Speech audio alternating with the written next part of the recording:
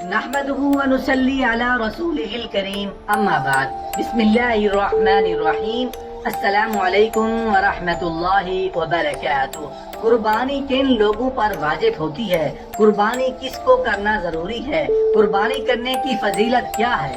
قربانی کرنے والوں کو کتنا ثواب ملتا ہے؟ قربانی کے مسائل کا بیان۔ محترم ناظرین، عید الاضحیٰ کی آمد ہے، یعنی عید الاضحیٰ آنے والی ہے۔ اس حوالے سے سوال پوچھا جاتا ہے کہ قربانی کن لوگوں پر واجب ہوتی ہے، کن لوگوں پر واجب نہیں ہوتی؟ کیسے پتا چلے گا کہ ہمارے اوپر قربانی واجب ہے یا نہیں؟ سب سے پہلے تو یہ سمجھنا ضروری ہے کہ کن لوگوں پر قربانی واجب ہوتی ہے۔ قربانی واجب ہے، اگر آپ قربانی نہیں کرتے تو آپ گنہگار ہوں گے۔ قربانی کے حوالے سے یہ بہت ضروری مسائل ہیں جو ہر مسلمان کو پتہ ہونے چاہیے۔ جب ہمیں پتہ ہوگا کہ قربانی کن لوگوں پر واجب ہے اور کن لوگوں پر واجب نہیں ہے، جن لوگوں پر قربانی واجب ہوتی ہے اس کی کچھ کنڈیشنز ہوتی ہیں۔ وہ کنڈیشنز کیا ہے وہ بھی آپ کے ساتھ ویڈیو میں آگے شیئر کریں گے، لیکن اس سے پہلے ہمیں معلوم ہونا چاہیے کہ قربانی اصل میں ہے کیا، اس کا ثواب کتنا ملتا ہے۔ صحابہ کرام رضوان اللہ تعالی علیہم اجمعین نے عرض کی، یا رسول اللہ صلی اللہ علیہ وسلم، یہ قربانی کیا ہے؟ فرمایا تمہارے باپ ابراہیم علیہ السلام کی سنت ہے۔ لوگوں نے عرض کی، یا رسول اللہ صلی اللہ علیہ وسلم، ہمارے لیے اس میں کیا ثواب ہے؟ فرمایا ہر مال کے برابر نیکی ہے۔ عرض کی اون کا کیا حکم ہے؟ فرمایا اون کے ہر بال کے بدلے میں بھی نیکی ہے۔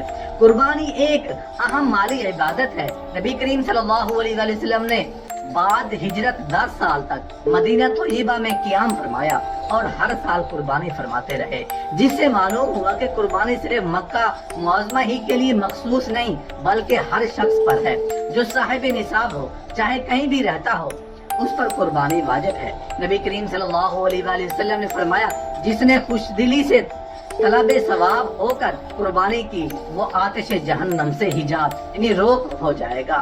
محترم ناظرین، قربانی کن لوگوں پر واجب ہوتی ہے؟ قربانی صاحب نصاب پر واجب ہوتی ہے۔ صاحب نصاب کس کو کہا جاتا ہے؟ صاحب نصاب اس کو کہا جاتا ہے جس کے پاس اتنا روپیہ ہو، یا پھر سونا ہو، یا پھر چاندی ہو، بزنس کا سامان ہو، یا ضرورت سے زیادہ سامان ہو۔ 5 چیزیں ہونے میں سے کوئی بھی انسان صاحب نصاب ہو جاتا ہے۔ نمبر 1 سونا، نمبر 2 چاندی، نمبر 3 نقد کیش، نمبر 4 بزنس کا سامان، نمبر 5 ضرورت سے زیادہ سامان۔ ضرورت سے زائد وہ سامان ہوتا ہے جو پورے سال آپ استعمال نہ کریں۔ مثال کے طور پر اگر کسی شخص کے پاس 3 گاڑیاں ہیں، ایک گاڑی استعمال کرتا ہے اور 2 گاڑیاں سال بھر کھڑی رہتی ہیں، تو یہ جو گاڑیاں کھڑی رہتی ہیں یہ ضرورت سے زیادہ سامان ہے۔ اگر کسی شخص کے 2-3 مکان ہیں اور ایک مکان میں رہتا ہے اور باقی دوسرے مکان ایسے ہی پڑے ہیں تو یہ ضرورت سے زیادہ ہے۔ اگر یہ 5 چیزیں ہیں تو ان 5 چیزوں کو جوڑیں گے، اگر 3 چیزیں ہیں تو 3 چیزوں کو جوڑیں گے۔ اگر آپ کے پاس کیش ہے یا سونا چاندی نہیں ہے، یا ان 5 چیزوں میں سے ملا کر ٹوٹل کی مالیت دیکھیں گے، اگر سب ملا کر اتنا ہو گیا جو نصاب تک پہنچتا ہے تو اس پر قربانی واجب ہو گئی۔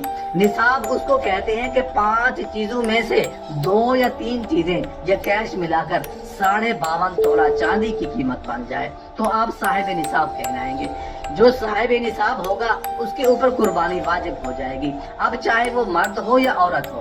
ہر عاقل بالغ صاحب نصاب پر قربانی واجب ہوگی، نابالغ پر قربانی واجب نہیں ہوگی۔ جو مجنون یا جس کے پاس عقل نہیں ہے اس کے اوپر قربانی واجب نہیں ہے۔ غیر مسلم پر قربانی واجب نہیں ہے۔ وہ عاقل یعنی عقل مند ہونا چاہیے، مرد بالغ ہونا چاہیے، مسلمان ہونا چاہیے، صاحب نصاب ہونا چاہیے، تو پھر اس کے اوپر قربانی واجب ہو جاتی ہے۔ صاحب نصاب کوئی مرد ہو یا عورت اس پر قربانی واجب ہو جائے گی۔ 10 ذی الحج، 11 ذی الحج اور 12 ذی الحج، یہ 3 دن قربانی کے ہوتے ہیں۔ اگر پہلے آپ صاحب نصاب نہیں تھے، اتنے رقم نہیں تھے جس سے آپ 52.5 تولہ چاندی خرید سکتے، جیسے ہی عید الاضحیٰ کے پہلے دن، دوسرے دن یا تیسرے دن آپ کے پاس اتنی رقم آ گئی کہ آپ 52.5 تولہ چاندی خرید سکتے ہیں تو آپ صاحب نصاب ہو گئے اور آپ پر قربانی واجب ہو گئی۔ قربانی کے لیے کوئی ضروری نہیں ہے کہ آپ بکرا، دمبا یا بکری خریدیں، آپ کی اتنی حیثیت نہیں ہے تو آپ بڑے جانور میں حصہ لے لیں۔ جب آپ صاحب نصاب ہونے کے لیے اپنی چیزیں یا رقم کو اکٹھا کریں گے اور ٹوٹل رقم میں سے آپ نے جو قرضہ ادا کرنا ہے اس کو مائنس کریں، بجلی کا بل یا یوٹیلیٹی بلز کو بھی یا کرایہ ادا کرنا ہے یا جس رقم کے بھی آپ نے قرضے ادا کرنے ہیں ان سب کو ٹوٹل رقم سے مائنس کر دیں۔ مائنس کرنے کے بعد آپ دیکھیں کہ اب کتنی رقم بچ رہی ہے۔ اگر وہ رقم صاحب نصاب ہونے تک پہنچتی ہے تو اس صورت میں آپ پر قربانی واجب ہوگی۔ اگر وہ رقم صاحب نصاب ہونے تک نہیں پہنچتی تو آپ پر قربانی واجب نہیں ہوگی۔ قربانی کرنا ایک عبادت ہے، اس کا بہت بڑا ثواب ہے۔ رسول اللہ صلی اللہ علیہ وسلم نے ارشاد فرمایا کہ جو شخص قربانی کرتا ہے، قربانی کرتے وقت خون کا قطرہ زمین پر نہیں گرتا لیکن اس کی بخشش ہو جاتی ہے، اور جتنے جانور کے جسم پر بال ہوتے ہیں اتنے اس کے درجات بلند ہو جاتے ہیں۔ قربانی ایک بہت زیادہ عظیم الشان عبادت ہے۔ ایک حدیث کا مفہوم ہے کہ رسول اللہ صلی اللہ علیہ وسلم نے ارشاد فرمایا قربانی کے دنوں میں اللہ تعالیٰ کو قربانی سے زیادہ کوئی عمل بھی پسند نہیں ہے جتنا اللہ جل شانہ کو قربانی کرنا پسند ہے۔ اسی لیے جو لوگ قربانی کر سکتے ہیں انہیں قربانی کرنی چاہیے۔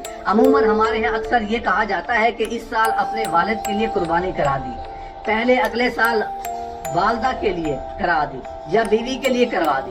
جس طرح سے نماز ایک عبادت ہے جو فرض ہے، ہم پڑھتے ہیں، امی کے اوپر فرض ہے تو امی پڑھیں گے، اگر والد سے صاحب کے اوپر فرض ہے تو والد صاحب پڑھیں گے۔ بالکل ایسا نہیں ہے آج میں نماز پڑھ لوں کل امی پڑھیں پرسوں ابو پڑھ لیں۔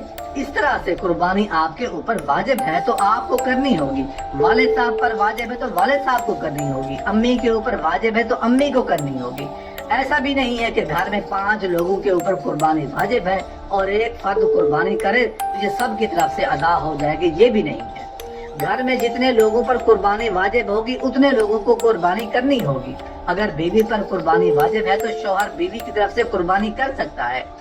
آپ کسی کو بھی اپنی قربانی کا وکیل بنا سکتے ہیں، جیسا کہ کسی شخص نے کسی دوست کو حصے کے پیسے دیے اور کہا کہ میری طرف سے قربانی کر لینا۔ جب دوست نے آپ کی طرف سے قربانی کر دی تو آپ کی قربانی ہو گئی۔ جب تم میں سے کسی کو قربانی کرنی ہو تو جس وقت ذو الحجہ کا چاند دیکھے اس کے بعد اس کے لیے بال کاٹنا اور ناخن کاٹنا درست نہیں، کیونکہ یہ حکم نبی کریم صلی اللہ علیہ وسلم سے منقول ہے۔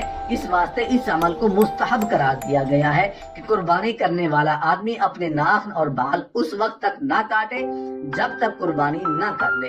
مخصوص جانوروں کو مخصوص دنوں میں یعنی 10ویں ذی الحج تک تقرب الی اللہ اور ثواب کی نیت سے ذبح کرنا قربانی ہے۔ یہ قربانی حضرت ابراہیم علیہ السلام کی سنت ہے۔ نبی کریم صلی اللہ علیہ وسلم کو قربانی کا حکم دیا گیا، ارشاد باری تعالیٰ ہوا تو تم اپنے رب کے لیے نماز پڑھو اور قربانی کرو۔ بہتر یہ ہے کہ گوشت کے 3 حصے کریں، ایک حصہ فقراء کو، دوسرا حصہ دوست احباب اور اقارب کے لیے اور تیسرا حصہ اپنے گھر والوں کے لیے۔ گوشت کافر، مشرک، ہندو، بھنگی اور بے دین مرتد کو نہ دیں اور گوشت وغیرہ کسائی کو اجرت کے عوض نہیں دے سکتے۔